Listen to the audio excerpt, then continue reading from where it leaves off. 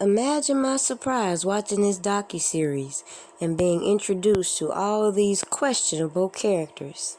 Yes, some of the narratives we've heard before, but how can we just overlook the obvious corruption that we see in our face and some of the affiliations some of these main characters have?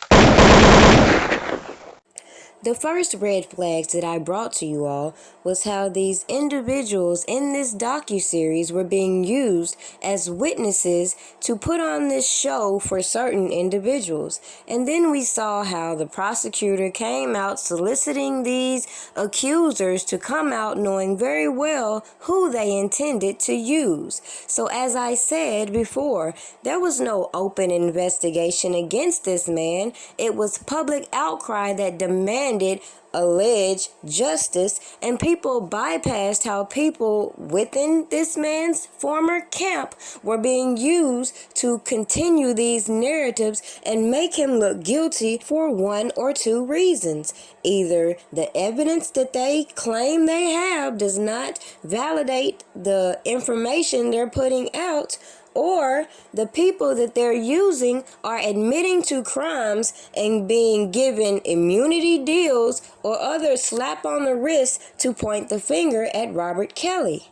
So then when I make it clear that individuals were put here strategically to infiltrate Robert Kelly supporters and create confusion to keep your eyes from the facts, people wanted to dismiss it as conspiracy only because they weren't breaking down the indictments as a way to debunk the things that the government was trying to portray. Yet at the end of the day, I told you that it was no need for me to try to pinpoint who's for or against the man, when if you follow the facts, you would see the same things that I see. Like how I've mentioned ample times this Homeland Security agent who was in business with Azriel Clary. If you look up the company, Time to Shine, I just find it very ironic that this person would be in business with a man with over 114 criminal charges on their record. And then to see his daughter being in this high-profile case, everybody on the attack trying to flip her, set up all these narratives, and the people coming out giving you information obviously know certain information because they're involved with certain acts.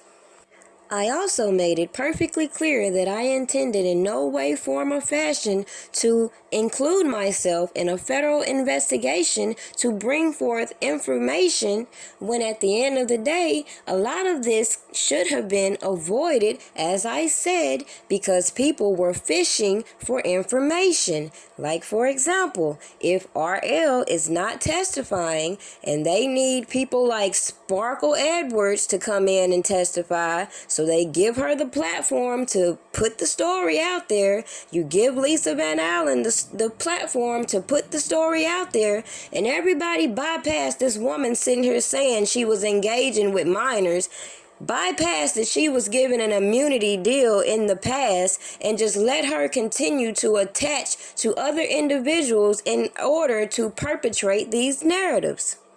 So let's put this in perspective.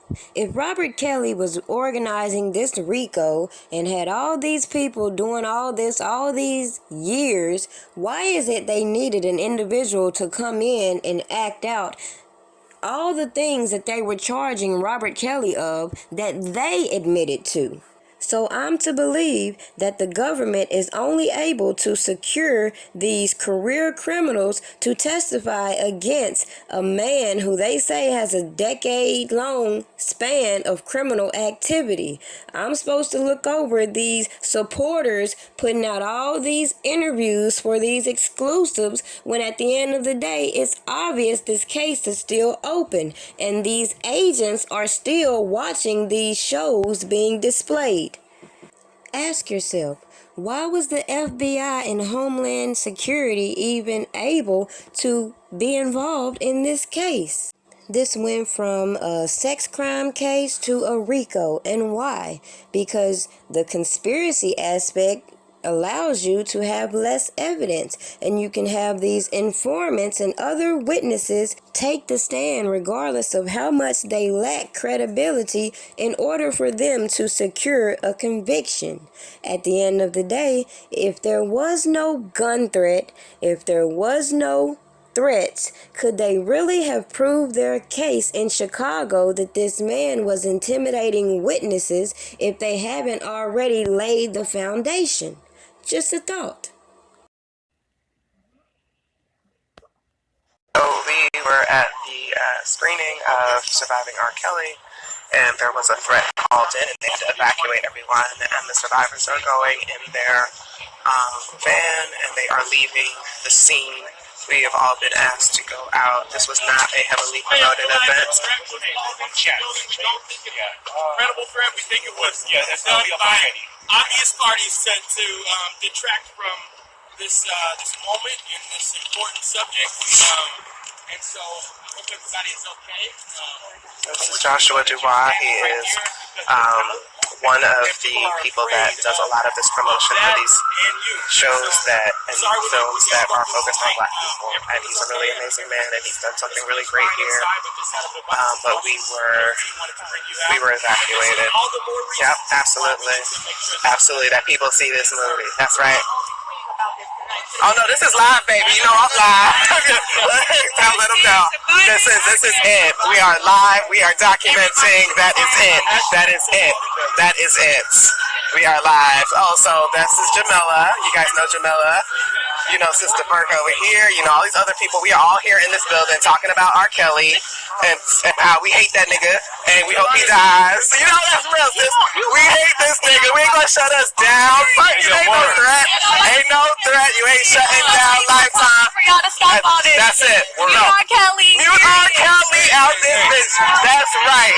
That's right. Mute Kelly. Mute R. Kelly. Mute R. Kelly. Mute R. Kelly. Mute R. Kelly. Get that nigga out of here. Kelly. Mute R. Kelly. We gotta keep these survivors safe. We were evacuated because there was a threat called in. So whenever you have a lot of Black feminists in the space and you have survivors of this fucking rampant ass bastard, somebody's being funny. They think that shit is cool. It's not, but that's alright because the show is debuting on January 3rd. On Lifetime. It's a 3-part series, and we're all going to be sharing the story of these survivors. People like Me Too movement who played the role to get a part of a goddamn TV series to be their name affiliated with it, and I ain't get a phone call. Even that chick from Tanya Burks. So let's stop making people false heroes. And I'm not saying that about anybody because not the nation, because I know Minister Farrakhan. You know, he definitely spoke. I think he had a private meeting with him. Nobody really know what the depths of the meeting went, but I know he did have a meeting with him. But these other ones that was a part of Lifetime and all this shit, we need them. We need them to step up and them to act like they plan a platform. All we doing is playing on each other as Black people. That's it. For fame and fortune. That's it. I want to say this, Lo, and I don't mean to cut you off. I got to say this. I gotta see it. I see who Tasha Unwine on here. I see you. You're a good person. I want to see all these other bloggers that's on here. Look, Angelo couldn't even keep a straight face with that shit. I want you to take what I'm going to say to you right now. Right now. You got a big platform. I really need for you to hear me clearly. I need everyone who said what happened on that Lifetime documentary, hold them accountable. Hold Lifetime accountable. Hold Blue and Mary accountable. Hold these people accountable to make sure these people can go on Lifetime and say what they said happened. Hold these people accountable. Make sure they talk to Kim Foxx. Make sure they talk to Carl Howard. Make sure they talk to Homeland Security. Make sure they...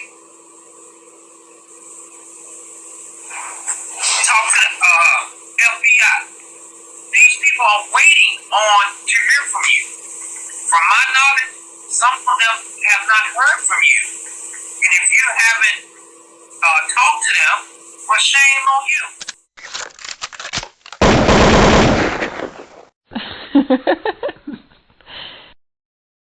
Listen, bro, the call, look, bro, the man dealt with R. Kelly in my living room, bro. The man dealt with R. Kelly in my kitchen. We dealt with Don Russell in my kitchen, bro. And charging them with $700 from a pop, he would get you a bottle of alcohol. They've been using alcohol fucking longer. All this shit about somebody. I'm putting all the music out and making that public. I'm telling you this right now. I'm putting his music, his videos, all pay. People, we need for profit. We need money for them to go for the real defense. We have businesses high and powerful with them law firms that are ready to take Rob's case. We know what they're going to cost, and we have to raise money from him. The platform that I'm putting them out on, it will show how much money is coming in, and it will show the money being donated to this firm to represent his case. And it has to be done strategically. I'd like to thank everyone supporting the channel, and just to invite you to go and check out my site if you haven't already, pdpastries.com. We all have a dream, and as you can see, I intend to use my pastries to fund my own company. Cookie, cookie, I'm a cookie monster. Break your back, crack it open like a lobster.